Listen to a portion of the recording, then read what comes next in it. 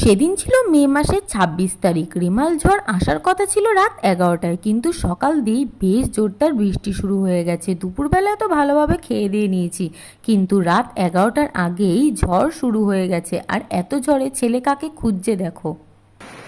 বাবা, বাবা, বাবা, হে বাবা। নেক্সট ডে সকালবেলায় ঘুম থেকে উঠে ছাদে গিয়ে দেখছি ঝড়ে গাছপালা ভেঙে একাকার কাণ্ড। এত সুন্দর ওয়েদারে সেই দিন বাড়িতে রান্না করা হয়েছিল ইলিশ মাছ, আর সঙ্গে শুরু হয়ে গেছিল ইলিশ মাছ ভাজা। আর এত সুন্দর বৃষ্টির ওয়েদারে ইলিশ মাছ খেতে তো দারুণ লাগে। এইদিকে তো দুই ভাই মিলে তাল কাণ্ড শুরু করে দিয়েছে। মা এনেছে এই তালগুলো তালের শ্বাস খাওয়ার জন্য, আর এই দুই ভাইতে কি শুরু করেছে দেখো। আমার ছেলেটা তো বেশি দুষ্টু, দেখো কিরকম তালের ওপর উঠে দাঁড়াতে যাচ্ছে, পড়ে যাওয়ার একটু ভয়ও নেই।